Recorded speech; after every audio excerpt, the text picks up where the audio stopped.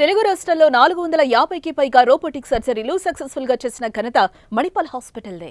నమస్కారం, నేను మీ విక్రమ్ పోలా. ఈరోజు మన విశిష్ట అతిథి శ్రీమతి వాసిరెడ్డి పద్మ గారు. శ్రీమతి వాసిరెడ్డి పద్మ గారు రాష్ట్ర మహిళా కమిషన్ మాజీ చైర్మన్, అదేవిధంగా సుదీర్ఘకాలం రాజకీయాల్లో ఉంటున్నారు. ప్రస్తుతం వాసిరెడ్డి పద్మ గారి నివాసానికి వచ్చాం. సమకాలీన రాజకీయాలు, అదేవిధంగా వారి రాజకీయ భవిష్యత్ ఏంటి తదితర అంశాల గురించి మాట్లాడదాం. నమస్కారం పద్మ గారు. నమస్కారం విక్రమ్ గారు. ప్రస్తుతం మీరు ఏ రాజకీయ పార్టీలు లేనట్టేనా? ప్రస్తుతం లేనట్లే. భవిష్యత్తు ఇంకా నిర్ణయం జరిగిందా, లేకపోతే ఇంకా నిర్ణయం జరిగిందా అంటే మొగ్గు ఒకవైపు ఉంది, ఇంకా నిర్ణయం పూర్తిగా అనేటటువంటిది నేను కూడా అన్ని విషయాలు ఆలోచిస్తున్నాను. ఖచ్చితంగా రాజకీయ పార్టీ చెప్పారు, 2-3 సందర్భాల్లో మీడియాతో అన్నారు, అంటే మీ అడుగులు ఎటువైపు పడుతున్నాయి అనేది చూచాయిగా చెప్పారు, కానీ స్పష్టంగా చెప్పలేదు. ఎందుకంటే మీరు చిరంజీవి గారి కుటుంబానికి కూడా చాలా సన్నిహితులు. అంటే పవన్ కళ్యాణ్ గారు జనసేన ఉన్నది, జనసేన కూడా ఒక ఆప్షన్ అన్నట్టుగా వినపడుతుంది. అటు తెలుగుదేశం జనసేనని నిర్ణయించుకోలేకపోతున్నారా, లేకపోతే ఆ స్పష్టత అయితే ఉందా? అంటే నిర్ణయం రాజీనామా చేసినప్పుడు, అంటే విలేకరులు అడిగినప్పుడు చిరంజీవి గారి కుటుంబంతో నాకున్నటువంటి సంబంధం, అదేవిధంగా పవన్ కళ్యాణ్ గారి గుడ్ లుక్స్ ఇవి మాట్లాడిన సందర్భంలో జనసేనలో వెళ్తానేమోనని చాలామంది అనుకున్నారు. తెలుగుదేశం పార్టీ ఆప్షన్ కూడా నేను సీరియస్గానే పరిశీలించాను అనేది వాస్తవం. ఎందుకంటే రాజకీయాలు అనేటటువంటి స్థిరంగా చేయాలనేది నాకున్న కోరిక, అభిప్రాయం కూడా. అందుకనే ఇంతకాలం జగన్మోహన్ రెడ్డి గారితో ప్రయాణం చేయడానికి కూడా కారణం, రాజకీయ పార్టీలు తొందరగా మారడం అనేటటువంటిది అది మంచి సాంప్రదాయం కాదు, అది ఉపయోగపడదు అనేటటువంటిది కూడా నాకు ఉన్నటువంటి అభిప్రాయం. అందువల్ల కూడా ఒక రాజకీయాలు స్థిరంగా చేయాలంటే ఒక పార్టీలో ఉండాలి, ఒక పార్టీ అనేది ఈ జగన్మోహన్ రెడ్డి గారి దగ్గర నుంచి ఖచ్చితంగా రావాల్సినటువంటి అవసరం వచ్చింది. కనుక ఇక మరొకసారి స్టెప్ మారడం అనేటటువంటిది అనివార్యత వచ్చింది. కాబట్టి ఇప్పుడు రాజకీయాలు స్థిరంగా చేయాలి అనేటటువంటి దాంతో మొత్తం మనకున్నటువంటి ప్రాంతీయ పార్టీల్లో బలమైనటువంటి ప్రాంతీయ పార్టీ, అదేవిధంగా నాకున్నటువంటి సంబంధాలు, వీటి రీత్యా తెలుగుదేశం పార్టీ వైపు ఒక ఆలోచన చేశాను. నిర్ణయం అయితే ఇంకా తీసుకోలేదు.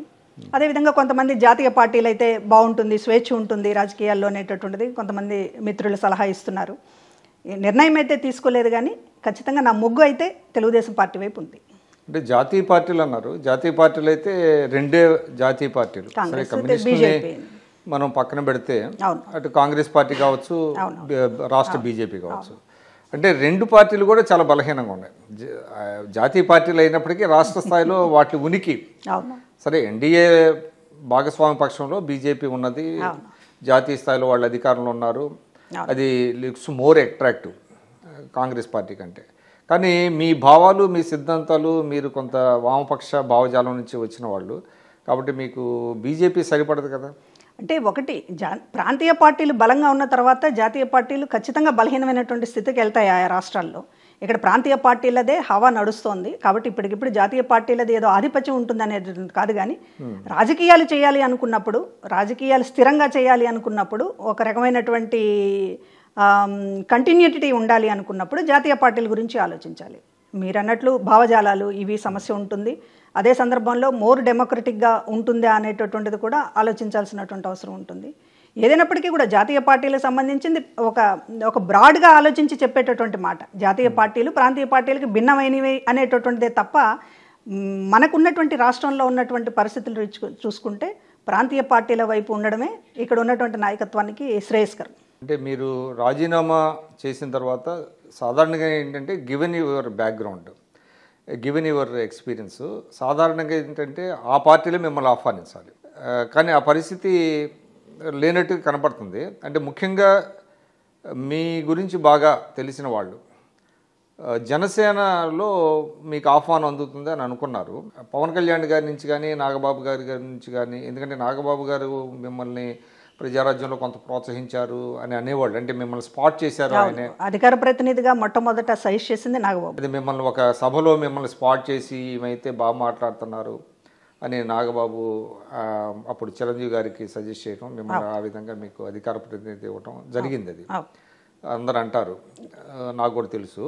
కానీ మరి ఎందుకు జనసేన ఎందుకు మీకు ఆహ్వానం పలకలేదు? ఆహ్వానం పలకపోవడం ఏం లేదు. ఇప్పుడు ఉన్నటువంటి పరిస్థితిలో కూటమి ఉన్నటువంటి ఒక బలమైనటువంటి పొజిషన్లో కూటమి ప్రభుత్వం ఉంది. ఎవరు బయటకు వస్తారు, వాళ్ళని మనం పిలిచి ఆహ్వానించాలి అనేటటువంటి పరిస్థితి 3 పార్టీల దగ్గర లేదు. ఇప్పుడు ఉన్నటువంటి ఒక 6 నెలలు కూడా కాలేదు, ఒక 164 సీట్లు వచ్చినటువంటి ఒక విజయం మూడ్లో ఉన్నటువంటి వాళ్ళు మనల్ని పిలుస్తారనో లేకపోతే ఆహ్వానిస్తారనో మనం తలుపు తట్టాల్సిందే ఎవరైనా సరే. అంటే మీకు స్పష్టత ఉంది. ఖచ్చితంగా మాజీ మంత్రులైనా కావచ్చు, లేకపోతే ఉప ముఖ్యమంత్రులుగా చేసిన వాళ్ళైనా అవ్వచ్చు, ఎవరైనా సరే ఇవాళ ఈ పార్టీలకు సంబంధించి వెళ్ళాలనుకున్నప్పుడు ముందు వీళ్ళు అడగకుండా వాళ్ళు పిలిచి మా పార్టీలోకి రండి అనేటటువంటి ఇదిలో ఉండొచ్చు. ఒకటి నాకు సంబంధించి వచ్చినప్పుడు 2017లోనే తెలుగుదేశం పార్టీ అధిష్టానం నన్ను ఆహ్వానించింది పార్టీలో. 2017 అప్పుడు తెలుగుదేశం పార్టీ అధికారంలో ఉంది. ప్రజారాజ్యంలోంచి బయటకు వచ్చినప్పుడు కూడా అంటే బయటకు రావడం మీన్స్ ప్రజారాజ్యం కాంగ్రెస్ పార్టీలో మీరు కూడా బాగా దగ్గరగా ఉన్నారు. నేను ఏ రకంగా ఆ రోజు నిర్ణయం తీసుకున్నాను అనేది మీరు కూడా చూశారు కాబట్టి చెప్తూ ఉన్నాను. ప్రజారాజ్యం పార్టీ కాంగ్రెస్ పార్టీతో విలీనమైన తర్వాతనే నేను చిరంజీవి గారికి కొంచెం దూరం అవ్వాల్సి వచ్చింది. ఆ సందర్భంలో తెలుగుదేశం పార్టీలో చేరాలి అనేటటువంటి ఒక ప్రయత్నం కూడా చేశాను. ఒక మీడియా అధినేతతోటి చర్చలు జరపటము ఇదంతా కూడా జరిగింది. సరే, కొంచెం డిలే అవ్వడము ప్రాసెస్. అదే సందర్భంలో జగన్మోహన్ రెడ్డి గారు కాంగ్రెస్ పార్టీ నుంచి బయటకు వచ్చి కొత్త పార్టీ పెట్టేటటువంటి ఇది సహజంగా కొత్త పార్టీల్లో అది కూడా ప్రాంతీయ పార్టీ, కొత్త పార్టీలో అవకాశాలు ఉంటాయనేటటువంటి దాంతో ఆ రోజు జగన్మోహన్ రెడ్డి గారి ఒక నాయకత్వం, రాజశేఖర రెడ్డి గారి లెగసీ ఇదంతా కూడా కొంచెం బాగుంటుంది అనేటటువంటి ఉద్దేశంతో ఆ పార్టీలో జాయిన్ అయ్యాం. ఆవిర్భావం పార్టీ పెట్టకముందు నుంచి అక్కడ ఉన్నట్టే లెక్క. కాబట్టి ఇప్పుడు తెలుగుదేశం పార్టీ గతంలో నన్ను ఆహ్వానించింది. అధికారంలోకి వెళ్ళాలి అనుకుంటే ఆ రోజే వెళ్ళేదాన్ని. ఆ పొజిషన్లో చాలా సుదీర్ఘం ఉన్నాం జగన్మోహన్ రెడ్డి గారితో. ఇవాళ మాట్లాడుతున్నారు అధికారంలో ఉన్నారు కదా అని చెప్పి వస్తున్నారు, ఏ అండకు ఆ గొడుగు పడుతున్నారు అనేటటువంటి కొన్ని మాటలు వినిపించినప్పుడు అధికారం కావాలనుకుంటే ఆ రోజు 2017లో ఆహ్వానించినప్పుడు ఖచ్చితంగా వెళ్ళి ఉండేదాన్ని, ఖచ్చితంగా ఎమ్మెల్సీ ఇచ్చి ఉండేవాళ్ళు. అదేవిధంగా ఆ రోజు 23 మంది ఎమ్మెల్యేలు 23 మంది ఎమ్మెల్యేలు వెళ్ళినటువంటి ఎమ్మెల్యేలతో చంద్రబాబు నాయుడు గారు ఆహ్వానిస్తున్నారనేటటువంటిది చెప్పారు. ఆ తర్వాత 2017లో లోకేష్ గారు స్వయంగా మా బంధువుల ద్వారా, అదేవిధంగా ఆయన పిఎస్ గారి ద్వారా. అంటే అప్పుడు 23 మంది ఎమ్మెల్యేలు తీసుకున్న సమయంలో మీకు కూడా ఆహ్వానం వచ్చిందా? వచ్చిందండి, వచ్చింది. రమ్మని ఆహ్వానించారు. ఆ తర్వాత 2017లో కూడా 2 సార్లు చాలా సీరియస్గానే ఎఫర్ట్స్ పెట్టారు.